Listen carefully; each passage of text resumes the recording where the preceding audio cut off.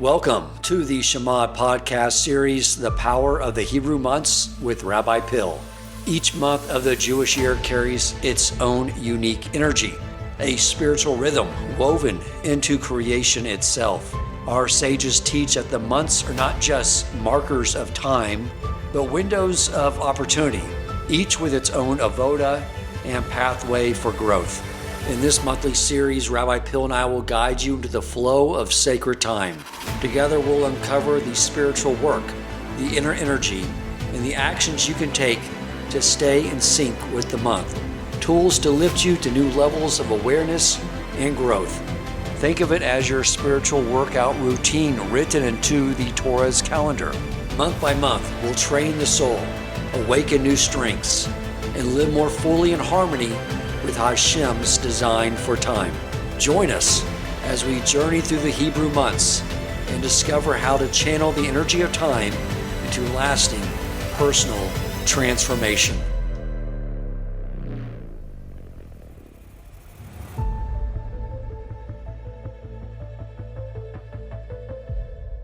It is good to be back here once again for another episode of the Power of the Hebrew Months, and to be joined this time with Rabbi Pill.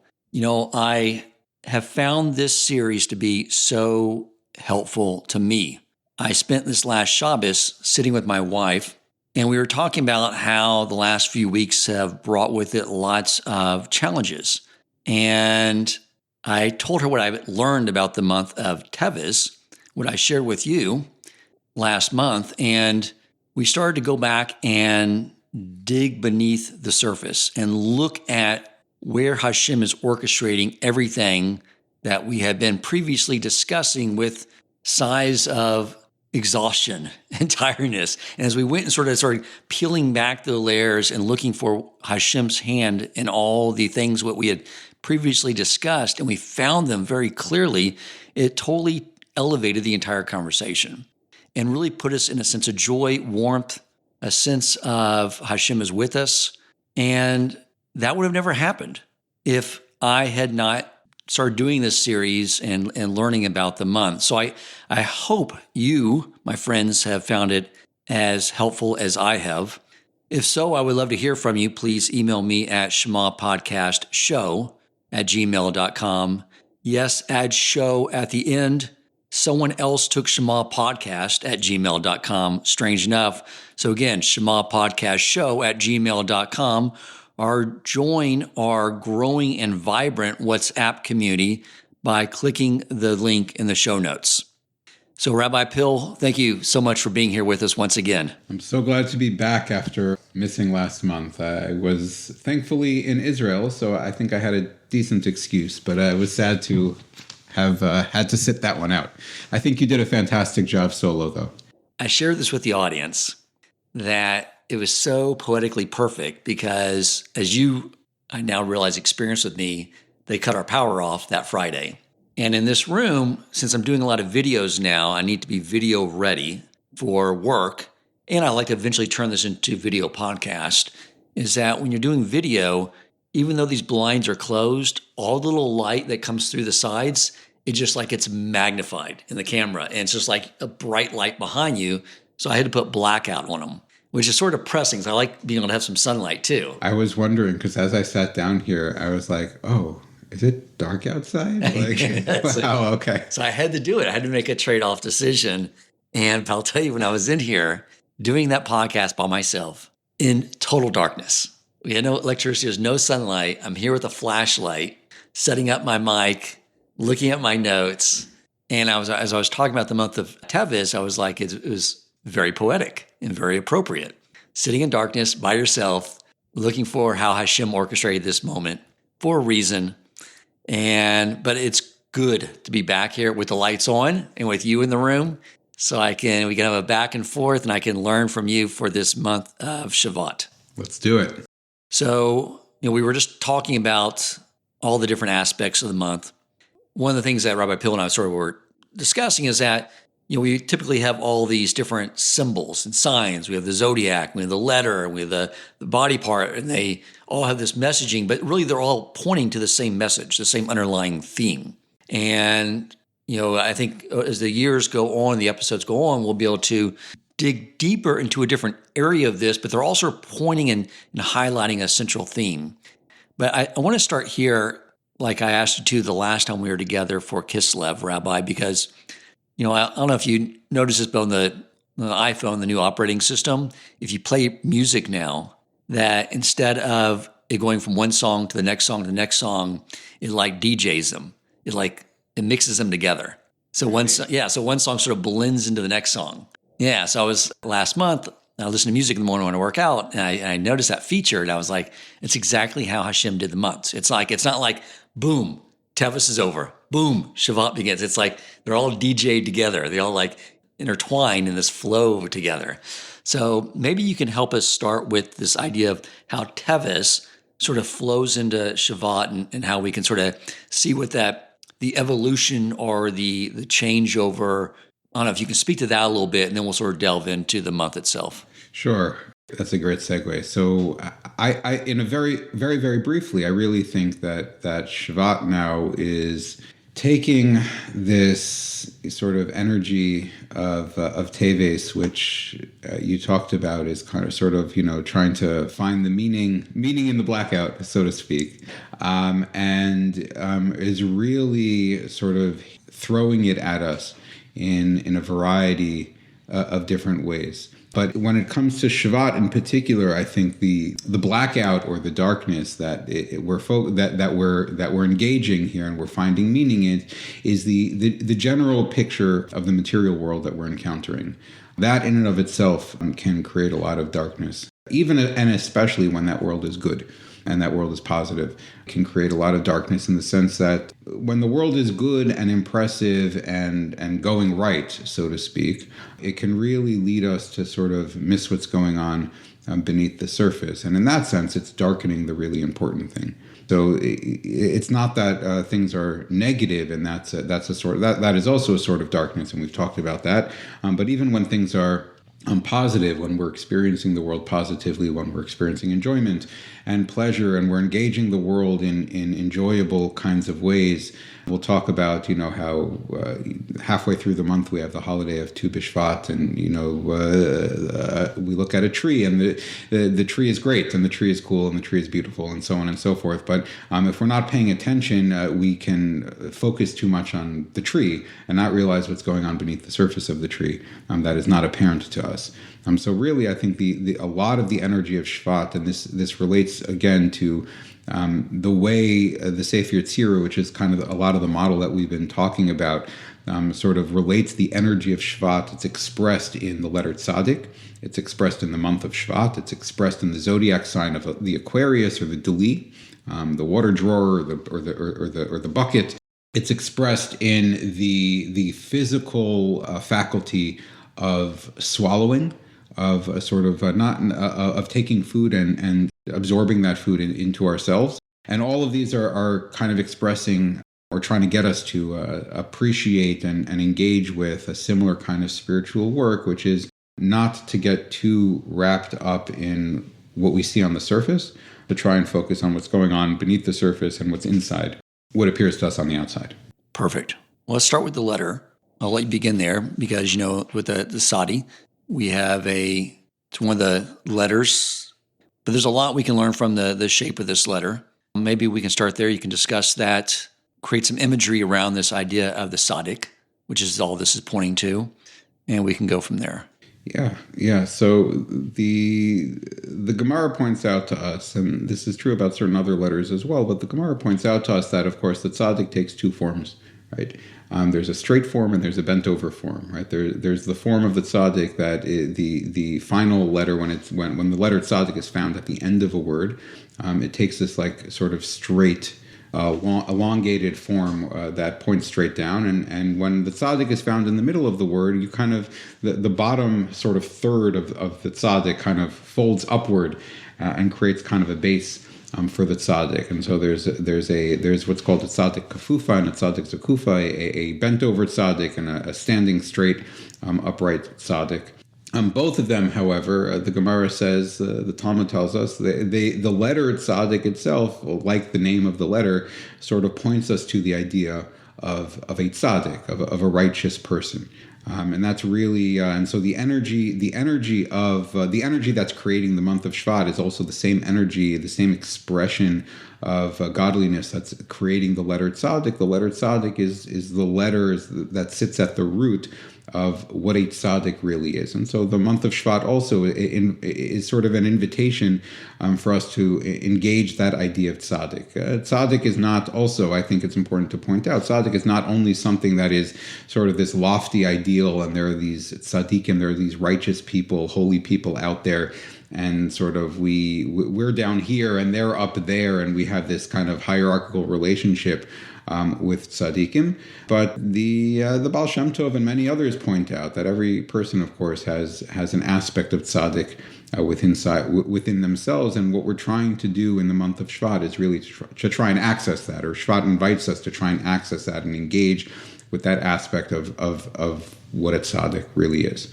Okay, well, let's start then with defining what a tzaddik really is. That's wow. Okay, so that's obviously a big question. I wanna try to maybe it's a little bit of a cheat, but I want to define it in the negative by contrasting it with something that it's not, but that we often confuse it with. So I think that we find, and this is particularly true if you go back, a couple of hundred years to like the big historical Jewish debates between the Hasidic movement and what was called back then, the Misnagdic movement. Misnagdim really just mean those who are opposed. You had the new Hasidic movement, which originated in the mid 1700s with the Baal Shem Tov, and really begins to take form in the late 1700s and the early 1800s. And you have those who opposed that movement, oftentimes attributed to the Vilna Gaon, Rabbi Eliyahu of Vilna, who was sort of a towering scholar, a towering Kabbalist, very, very, very massive and huge personality, and was really the progenitor of what today in the Jewish world we would refer to as the yeshiva world, so to speak, where Torah study and learning Torah, whether full-time or on a consistent basis, part-time, is sort of the primary role of the Jew. This is what you're here to do. You're here to learn Torah. The Hasidim had different ideas about what the primary role of a Jew is here to do, or why we're here. Of course, you have to learn Torah because you can't do the other things without having the basis in sort of the guidebook, which is what Torah is. But we're not here to just sit in Torah. We're here really ultimately to use Torah as a tool to help us become more godly and more connected to God. We become connected to God through becoming godly ourselves. I don't think anyone would argue that that's not the goal of learning Torah. It just can get lost sometimes. Or would you disagree with that? I think there's a school of thought that that's not the goal of learning Torah, because everything I've always learned is that learning Torah lo lishma, not for the sake of heaven, even for selfish reasons, because eventually it will change you and make you learn it simply for heaven, which is all the ultimate goal. I think there are those who would disagree with me. I would agree with you personally. I think there are those who would say no, they're actually.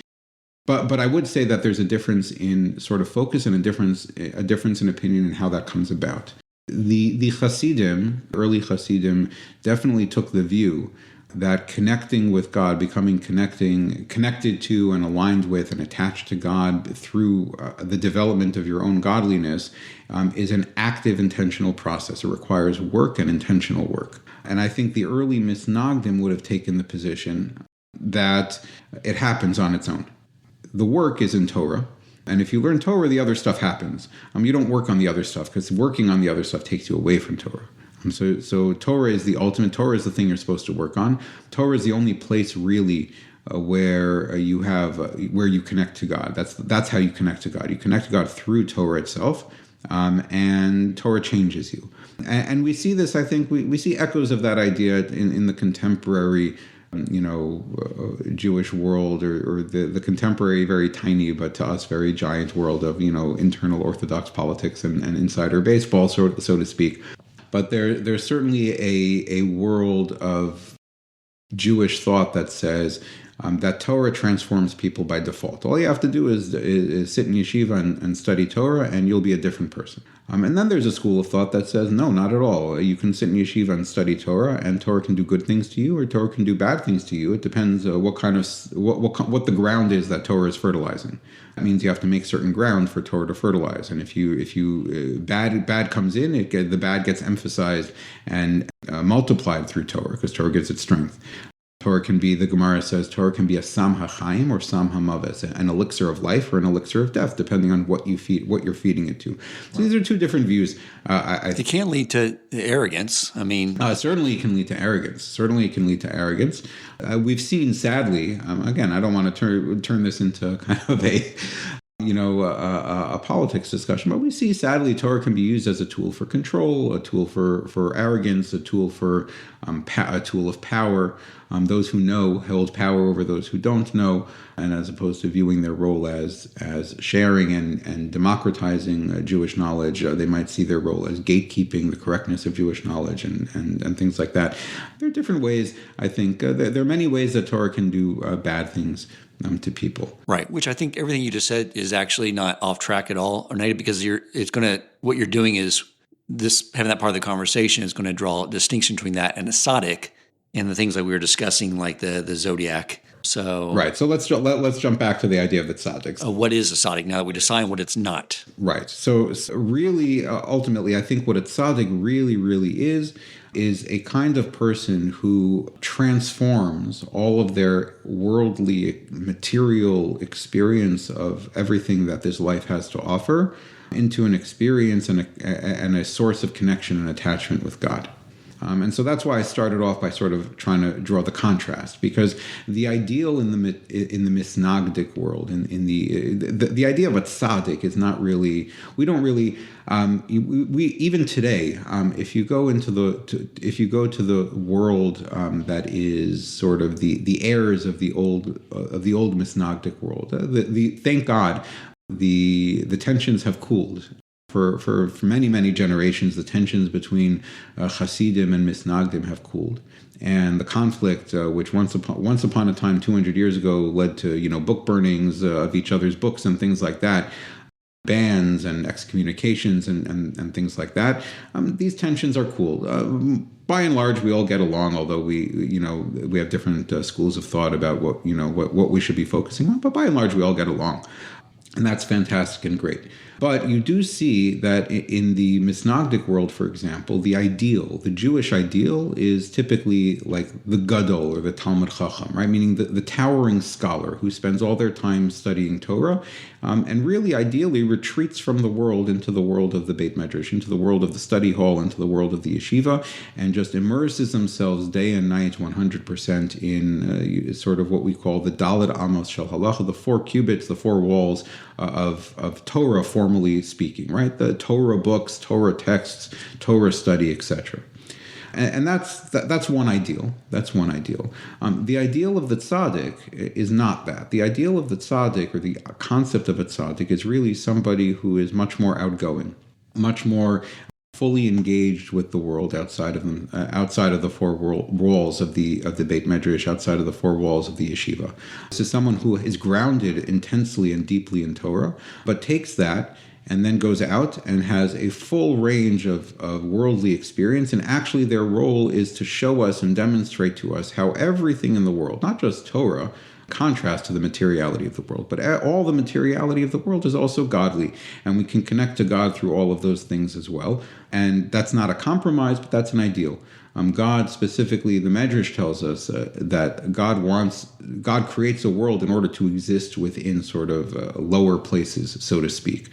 Meaning, there's a sense in which if creation is a dramatic magic trick, it's one thing for the magician, the ultimate magician, to say, I'm perfect, and here I am in the perfection of Torah. But it's a much more dramatic and impressive trick for the magician to come along and say, I'm perfect, and here I am even in imperfection. I am ultimately spiritual, and here I am not only in spirituality and Torah, but also in materiality, in all of the material things, in food and drink and clothing and in nice cars and big houses and all of the materiality of the world. And that's why you find actually in the Hasidic world, and some people criticize this, but I think it's a misplaced criticism. It can be a correctly placed criticism, but at its root, it's a misplaced criticism. You see in the Hasidic world, many leaders within the Hasidic world, or many tzaddikim, sort of are deeply engaged with the material world. Not all. Everyone has a sense of sort of where their work is supposed to be. But you see many, and historically this has been true, many Hasidic rebbes and things like that who are, very connected to wealth, very connected to nice things, tables set with lots of silver and, nice clothes, traditional clothes, but well-made, fancy clothes and expensive hats and things like this. And you wonder, this is the ideal? Well, it depends what you're doing there. Are you engaging these things from a material perspective, or are you specifically engaging these things to demonstrate, reveal, and experience the godliness contained within, quote unquote, the darkest and lowest, most material places? So that really, in a strong sense, that's the role of a tzaddik. That's what a tzaddik is. A tzaddik is a person, as the verse in Mishlei in Proverbs tells us, tzaddik ochel l'sova nafsho. A tzaddik eats to satiate their soul. The tzaddik doesn't not eat. The tzaddik eats, and the tzaddik eats well, but not to enjoy the steak, and not to enjoy the cake, and not to enjoy the whiskey. The tzaddik eats to satisfy their soul, meaning everything that they eat and everything that they engage is an experience of the godliness contained within that thing. That's really what a tzaddik is all about. As you were talking, which was so beautifully said, the entire time our forefather that was just glaring in my mind that you were describing is Yosef, who is part of the Sephiros, Yesod, which we discussed that in depth with Rabbi Mizell. He went down into exile. He managed the material needs of not only his family, but the entire world. He lived in abundance. We bless our sons to be like his sons, Menashe and Ephraim, because they were able to remain tzaddiks even in the material world of Egypt. This is connected also actually to the letter form of a tzaddik. If the form of the letter tzaddik is actually composed of two letters, like many other letters, they're sort of the basic building blocks of the basic sort of graphical building blocks of the Hebrew letters, certain shapes and things like that. And the letter tzaddik is really composed of two letters. It's composed of the letter nun and the letter yud. You attach them to each other, and it forms a tzaddik. And the letter nun is associated typically with Moshe. The letter yud is very much associated with Yosef. And so, and really, it's the letter tzaddik as a whole is sort of the marrying of this personality of Yosef and this personality of Moshe, this deeply sort of material leader, and the leader of the material well-being of Egypt at the time, and the spiritual leader of Moshe. You put them together, and you get tzaddik. Right, and the yud is on the back of the nun, which I was thinking the whole time, like we have a kollel here, and we have people that dedicate their life to staying in the base midrash and learning. However, one of their primary responsibilities is to make themselves available to teach the rest of us. And it's sort of the same idea, that it's sort of like these different roles, but all sort of feeding the collective nature of this. I love that. The yud riding on the back of the nun. Yeah. Beautiful. So that's what a tzaddik, and that's what the inner tzaddik within all of us is really primarily about. It's about our ability to sort of look at and encounter the material world, and this can be a dangerous thing. I don't want to.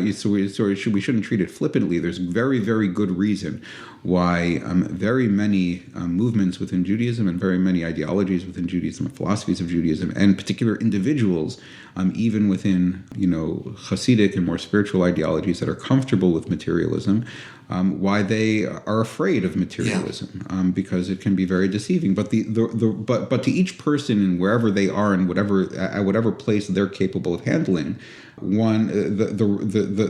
avoda, the spiritual work of the tzaddik, and therefore also the spiritual work of the month of Shevat, becomes, in a certain sense, to encounter materiality, to encounter the physical, and to identify what's beneath the surface. The physical is carrying something. This is the deli, this is the Aquarius, the bucket of water.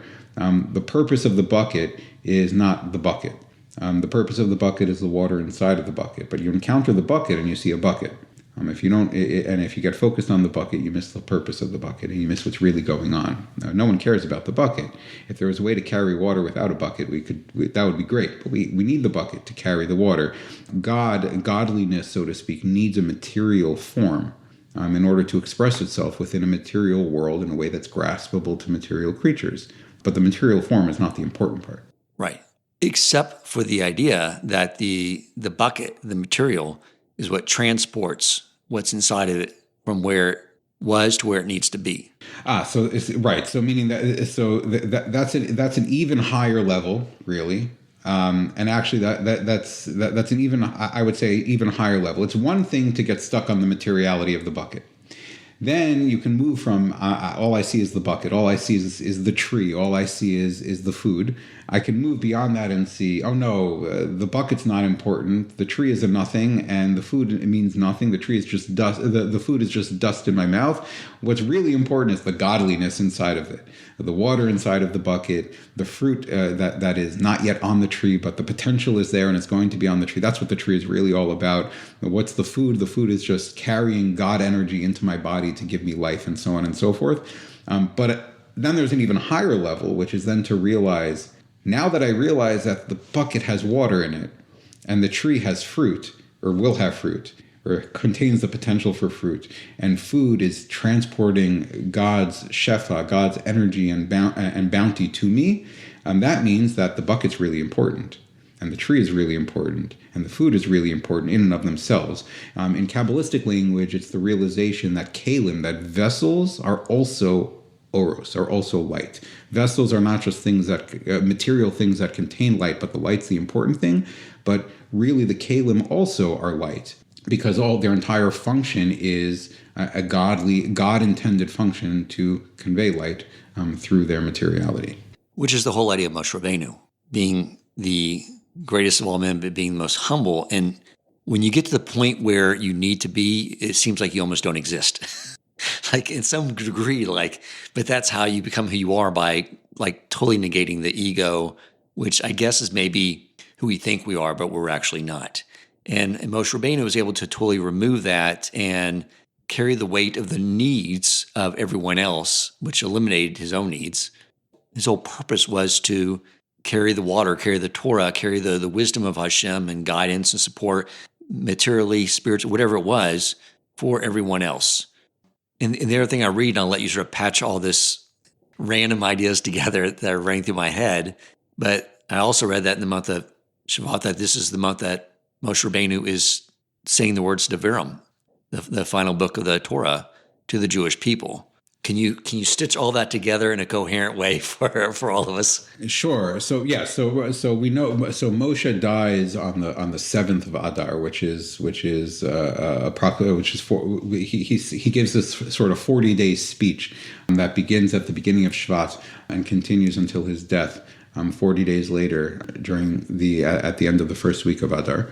And this speech, which is really the book of Devarim, which the Medrash and the Talmud call a Mishnah Torah, a repetition of the Torah, right? Sefer Devarim, the book of Devarim, consists largely of sort of a recap and a retelling of everything that has happened since the Exodus, which we're reading about now, but everything that has happened and the laws that were given and sort of re-explaining those laws, and in many cases in slightly different ways and so on and so forth. But really, in a certain sense, what Moshe is conveying in this sort of final, grand, very, very long speech is he's conveying the orality of the Torah, right? He's giving over orally. Of course, his speech becomes text, right? His speech is validated by God and says, no, this is going to be in the book, right? It becomes part. But really what Moshe is doing is you've received the text. There are different opinions among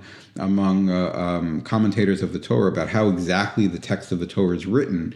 Is it written piecemeal? Is it all written at once? The Jews have received the textual version of everything already, right? God speaks to Moshe, and Moshe conveys that speech to the people, and now they have those words that God wants conveyed to them. Now Moshe is using his words. he's essentially engaging in what we know of as oral Torah, really. And the oral Torah is really the soul behind the written Torah. It's the thing that the written Torah is trying to carry. You can't. It's like the written Torah becomes the bucket, and the oral Torah becomes the water within the bucket. That you can't convey the fullness of the oral Torah. The oral Torah contains everything that will ever be thought and everything that will ever be said and questioned and innovated and made up and commented on for all time about God's Torah is the oral Torah. And you can't communicate all that in a book. You have a substantial library here. You can go to someone's Jewish library. Every book in that library is oral Torah, except for one thin volume, which is the Chumash, right? But all of that is oral Torah. You can't put that in a book. And really, it sounds like the fifth book, Devarim, is oral Torah to some degree. Right. I mean, it's oral Torah that then becomes written Torah, but that's the story of all of Judaism, right? The story of all of Jewish history is constantly oral Torah, then becoming, so to speak, written Torah. Right? The Talmud is oral Torah that has become written. The Shulchan Aruch is the development of the Talmud that then becomes fixed in writing. And that's our constant story.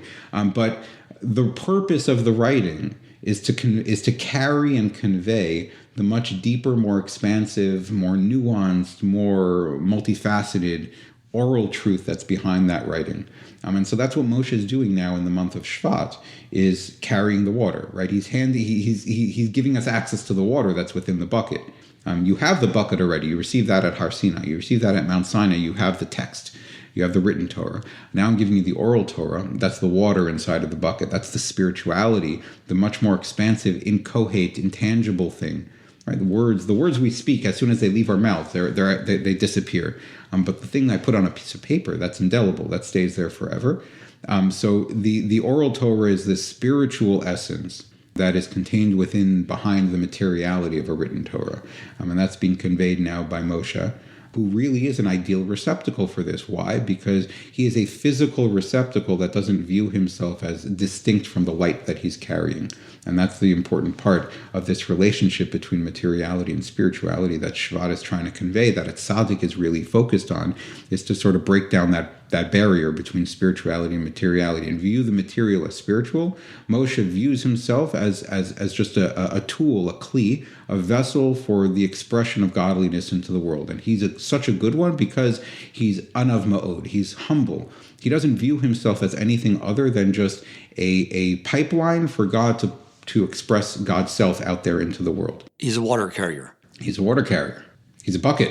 He's a bucket, yeah, exactly so.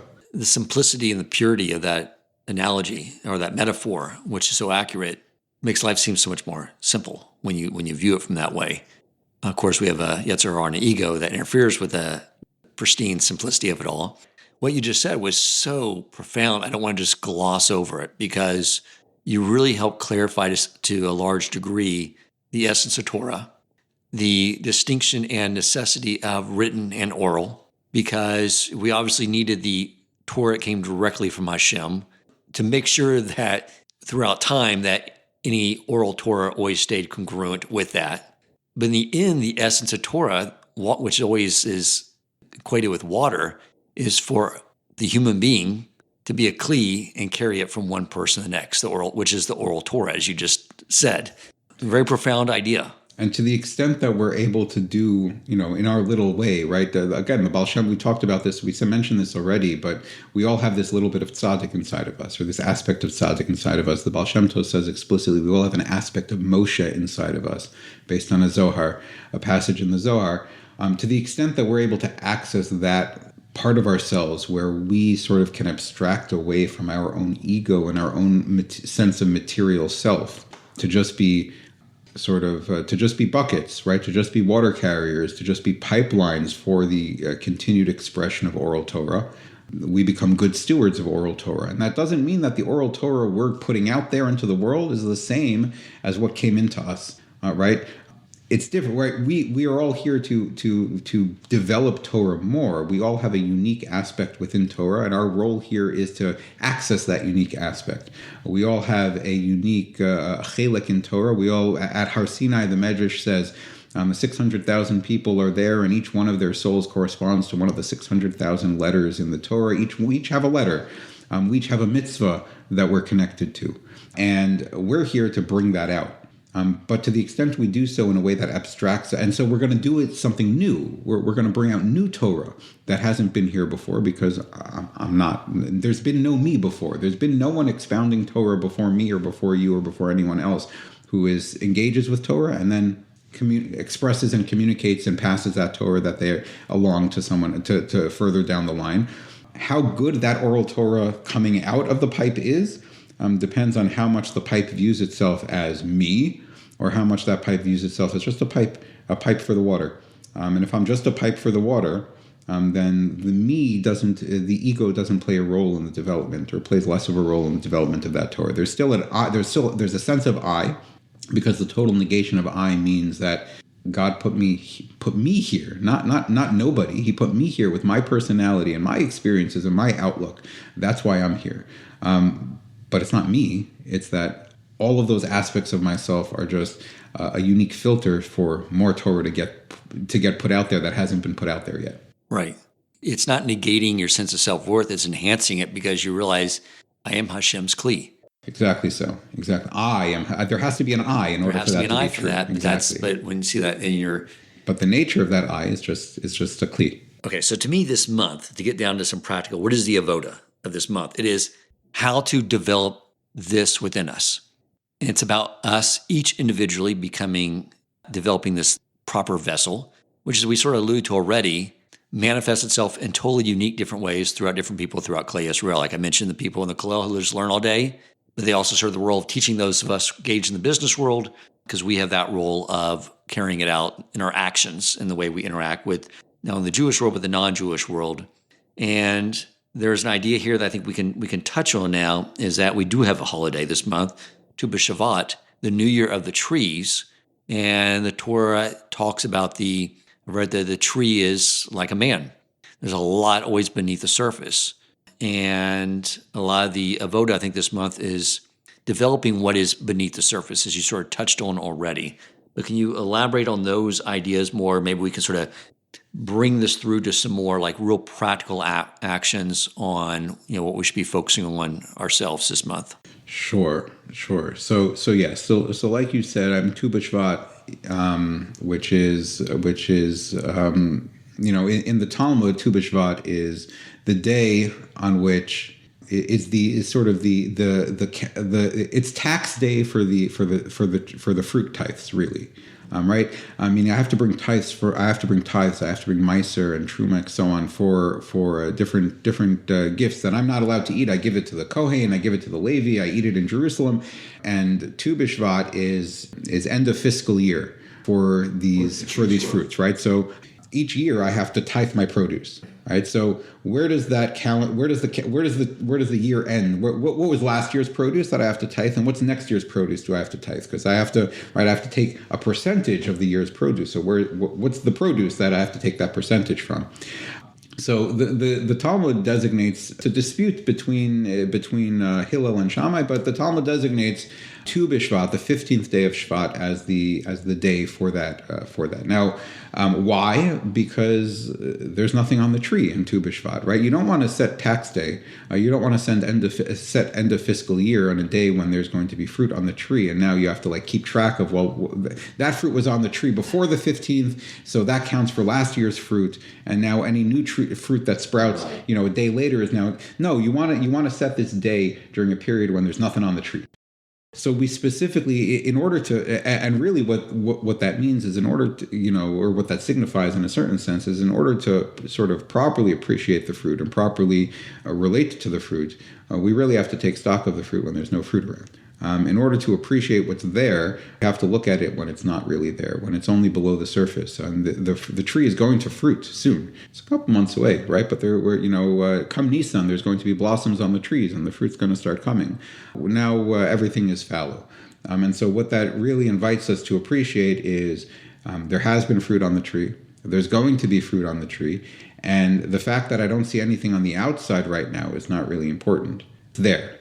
It's there. It has been there. It's going to be there. But the absence of that overwhelm of the senses of the fruit is here allows me to take stock of the fruit.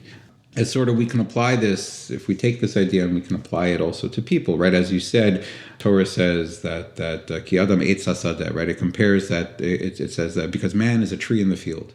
There's a lot of connection between the human being and the tree. There are a lot of differences between human beings and trees also, but there's a lot of commonality. And one of the obvious ones here, of course, is what lies below the surface and what lies underneath is far, far more important than what appears on the outside.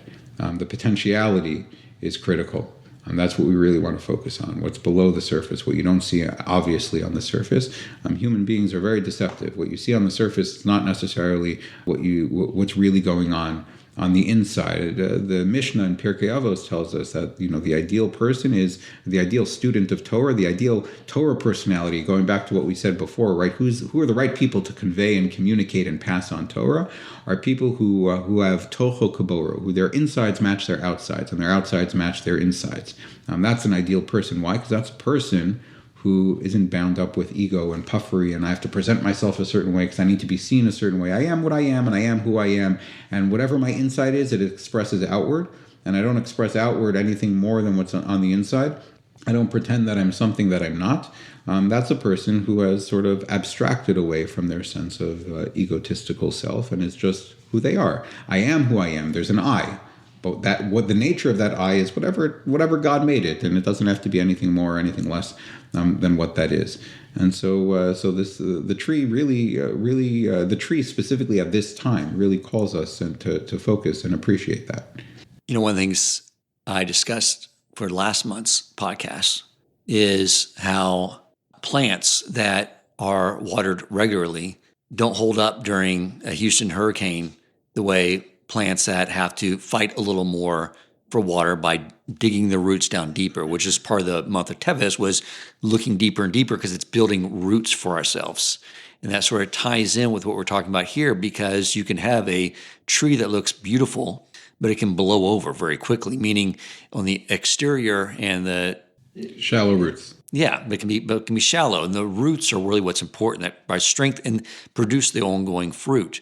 With that analogy of the tree, how would you, I guess we'll bring it back to when you were discussing the zodiac and differentiating between someone who was just a knowledgeable of Torah. How would you bridge that So analogy? I would say it's more than the actions. It's more than the actions, because really it's about the perspective or the internal perspective of how actions are being taken. Actions are external. Actions are externalized. As the Gemara and as the Shulchan Aruch tells us, Echad hamamed ve'echad hamarbeh ubilvad sheyichav libo l'shemayim. Whether you do a lot or whether you do a little, the important thing is the perspective, the attitude of you should be aligned with God. You should be aligning your heart with God. And whether I do a lot, whether I do a little, the main focus is, or the really important thing. Now, again, there are things you have to do and there are things you cannot do, right? I don't want to diminish from that. But everyone finds themselves in different places, and our actions, our externalizations of self probably ought to look different from each other. They will look different from each other, whether they should or they shouldn't.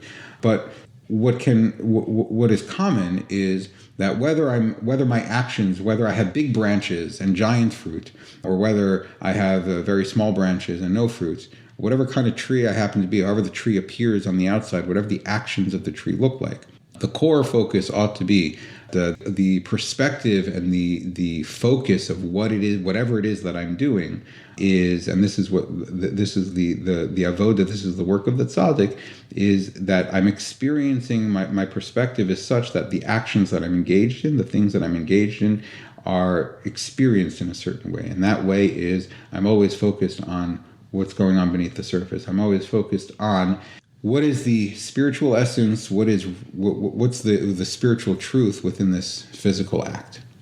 Whether I spend 2 hours praying in the morning or I spend 15 minutes praying in the morning. What's the quality of that prayer? What's the intent? What's the intent? Exactly. It also seems that the sort of the bedrock of being a Jew, of emunah and bitachon, are the roots. Because in the end, when times get challenging and Hashem puts different tests on us, that's what's going to keep us grounded. Yeah, and that's exactly what emunah and bitachon really are, which is the ability to look beyond the way things appear at the moment on the surface, and to say, I trust in something deeper and bigger. There's something bigger going on here, and bitachon, and therefore I'm okay. I'm secure. Yeah, I think the fact that my learning, because I didn't have any rabbinic guidance early on for the first few years, I was pretty much reading like Rabbi Roosh books. It's not a bad foundation before I began, studying Shulchan Aruch and things of that nature, because that seems a large part of what this is that becomes a bedrock for us. There are definitely places to start that could have set you off on a much worse foot. That's for sure. So one of the things I read about, which ties into this, is that the idea of the 613 mitzvos becomes, seems very overwhelming. I mean, when I was reading this, it really helped me out a lot, because I think the more I've been living here trying to be an observant Jew, the more and of course I have a Yetzer Hara that's probably using all this to his advantage. But, I pulled a thread out of my suit when it was sitting in my closet on Shabbos. Oh my gosh, I'm like, what's wrong with me? Like, that's totally forbidden. And I can see myself getting trapped in this, like, constant beating up on yourself. And then I was reading this, and it was just like, it was talking about, like, that's not the right attitude. Like, finding one mitzvah, learning how to do, develop that. Maybe that's part of the avoda this month too, is just finding one thing that you really will try to perfect. Is that something you can speak to? Yeah. So I want to be, I guess, careful about how to approach this, because I don't want anything to sort of suggest that all 613 are not important at any given moment. They are all important all the time, right? At any given moment, they're all in play, right? Even on a Sunday morning, Shabbos is still in play, because it's a day after Shabbos and it's 6 days before Shabbos, and it's still and that's part of what it means to keep Shabbos and make Shabbos special, is that even on Sunday, Shabbos is still in play, right? So everything is always in play. And nothing we say about this, I think, should diminish the sense in which whatever somebody is halachically obligated to do. We all have different sets of halachic obligations, but whatever someone, those are there. Those are there. At the same time, being very, very focused on that is to get wrapped up in the externalities of things, the external appearance of things. The Zohar itself tells us, it's a very, very important passage in the Zohar itself tells us that the mitzvos, the 613 mitzvos, are what the Zohar calls gufei Torah, the body of Torah. In other words, it's the material stuff of Torah. And behind and within the body of Torah, like in a human body, there's a soul, the soul of Torah. And the Zohar cautions getting too exclusively focused on the body, so that you forget that there's a soul there operating as well. Now, there's also a big danger in getting too focused on the soul, and then you stop paying attention to the body. That's also a big problem. But to the extent, and which one we need to, worry about depends, I guess, on, where we are at any given moment. But if we find ourselves in a place in which if you're tearing your hair out over the possibility that you might have pulled a thread out of your suit on a Shabbos morning, then probably it's good to focus on the other thing at that moment, rather than lean into that thing. Right. That's a good time to focus on the soul of Torah rather than the body of Torah. Right. And when you find yourself then focused back on the soul of Torah, then it will create space to then focus more on the body, and you jump back and forth and back and forth. It's sort of an oscillating. It's oscillating, right? And you jump back and forth faster and faster and faster and more swiftly and more easily until you sort of integrate and synthesize both of them all at the same time. We should all be so lucky to achieve that, particularly in the context of Shevat, where Shevat is sort of urging us to the avoda of the tzaddik, and the avoda of the tzaddik is to look beyond external materiality and see the soul within that materiality. So it's appropriate to think a little bit, I think, certainly in terms of not just how many boxes am I checking on the 613 mitzvah checklist, but again, whether I'm doing a lot or whether I'm doing a little, how am I doing it? With what perspective am I doing it? Am I doing it intentionally, or am I not doing it intentionally? And it's probably a good place and a good time to kind of engage that sort of thinking. And I think it's also, important and worthwhile to appreciate that we say this about Torah. And again, we've already, I think, explained and talked about how Torah becomes a model for this, bigger picture of the relationship between externality and internality. We say this about Torah. The Gemara says, "Ein adam lomed ela mimakom shalibo chafetz ba." A person can't learn except from a place within Torah that they want to be there. Meaning, do you have to learn all of Torah? Yeah, you got to learn all of Torah. Should you learn all of Torah right now? No, that's not a good idea. Because if I shove the parts of Torah down your throat that you don't want to be engaged with, what does it do? It leaves a bad taste in your mouth. If you engage the parts of Torah that you want to be studying, that you're interested in, that you're drawn to, mimakum, from that place, you'll get everywhere. Engaging with a mitzvah that one has an affinity towards, one is drawn to, and we all our souls come from different places. The Arizal describes how every soul's journey through this world, and we all make multiple journeys to achieve many different aspects of the larger configuration that our souls come from. But every soul's journey in this world is really here to achieve a certain thing or fix a certain thing or reveal a certain aspect of godliness within the world.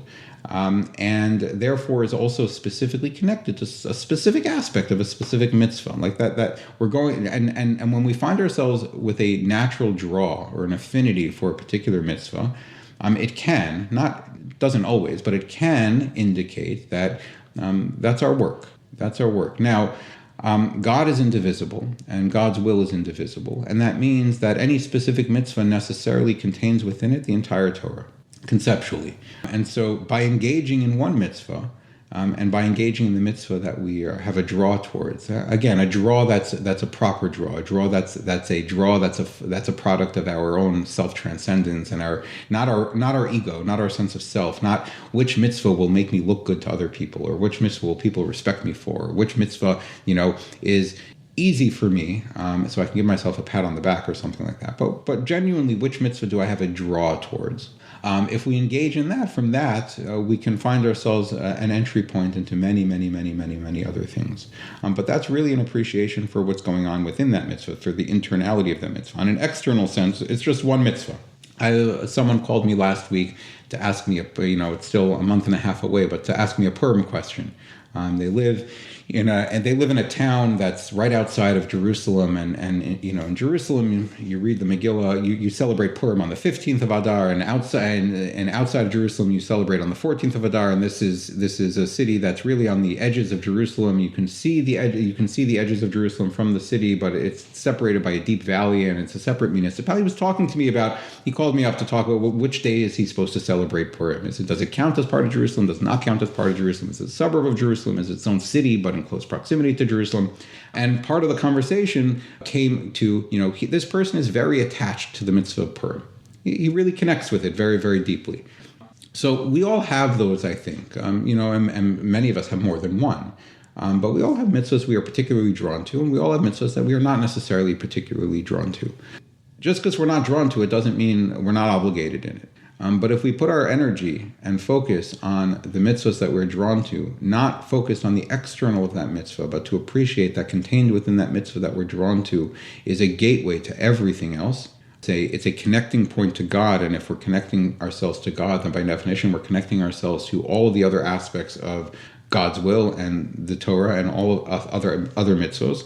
Then by appreciating the internality of the thing we're doing externally, we can also find ourselves a pathway and a gateway to connecting with everything else. So 613 is overwhelming and can be intense. And being nitpicky and particular about each one of the 613, and I have to do this one, and I have to do that one, I have to do it perfectly. This is a focus on externality without sort of a gentle appreciation for what's going on underneath the surface. We're focused on the bucket. But if we're focused on the water and we appreciate that the bucket is important because it gives us access to the water, so then we don't get so caught up in the buckets. And we don't get so, because we understand that the whole function of the bucket is to give us the water. The bucket is important because it gives us the water, but it's not important in and of itself outside of it giving us the water. And so engaging a particular mitzvah or getting OCD about a mitzvah, or getting bent out of shape about, what did I do? Maybe I did that. You can make yourself crazy about these things. It's not a terrible thing, right? Again, you should care, right? If you care, you should care. At the same time, getting too caught up can really distract us from what we're really doing. Right, exactly. So, Rabbi Pill, just to wrap things up, I would like to sort of take everything we've discussed and bring it to 3 points that if we want the listener, and I want myself to walk away from this episode with, as far as what my focus should be, what my avoda should be for the month of Shevat, how would you organize and list those 3 items? So I would say, as an overarching focus, our work this month, our focus this month, floating in the background is the work of our own inner tzaddik, is the work of trying to appreciate that all of the materiality, all of the physical world we encounter and engage in and enjoy, there's something deeper going on below the surface. We're trying to focus on appreciating that there's always more than meets the eye. There's a spirituality, there's a spiritual beating heart, there's a godliness present within all of the physical experiences, external experiences, material actions, and so on, that we are encountering. That's the overarching, I think, orientation that we should focus on throughout the month. If we take that into sort of the practical realm, I think really we can apply this in 2 different respects. I think one is to apply it to our material lives, and the other is to apply it to our spiritual lives. In the spiritual sense, it's very valuable to appreciate that even when we're engaged in spirituality, in mitzvah observance, in Torah study, etc., what we are engaged in a worldly experience. Observing a mitzvah, following a rule, learning some Torah is nonetheless, despite the fact that it's a spiritual act, it's a mitzvah act, is nevertheless material. It's our body doing something in the material world. It's our mind studying a text of Torah. It's our hand tying on a pair of tefillin. Our cells lighting a Shabbos candle. Whatever it happens to be, it's a material experience. And that means that we need to try, during this month at least, to try and appreciate that there's something deeper going on here beyond this material experience. We can abstract away from it a little bit and appreciate that, number one, there's the totality of godliness that's present within this experience. Part of what that means is that we don't have to get so terribly caught up in OCD, right, and obsessive about whether we've done it exactly right or exactly perfectly, or what things we're not doing while we're doing this thing. Which mitzvahs am I observing and which mitzvahs am I falling short on? Focus on what we're doing and focus on the soul that's present within what you're doing. And that can give you hopefully access and comfort in the sense that you're accessing plenty in what you're doing in this moment. We can apply that, if we can apply that to spiritual things, all the more so we should apply that to sort of coarser material things.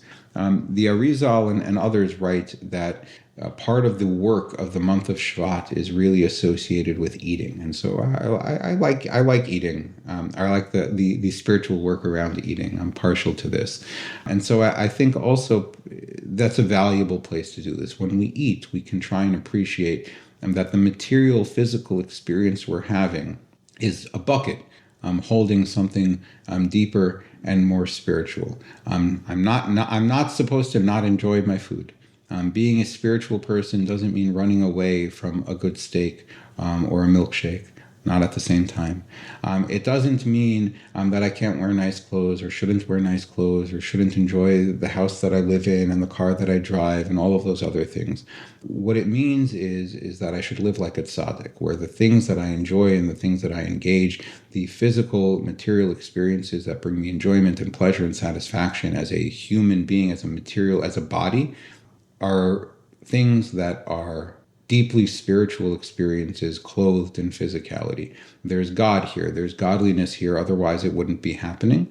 and to appreciate that presence of God within the material things we engage in once a day, twice a day, once or twice a week, whatever a person can handle, and whatever sort of way a person can handle it. Some people are more sensitive to these things and they can sort of access it a little bit more easily. Some people are less sensitive to these things or more wrapped up in sort of, and we all know ourselves. Some people eat without thinking. It's very, very hard. Okay, but maybe when they get dressed in the morning, they can appreciate the clothes that they're putting on in a deeper way.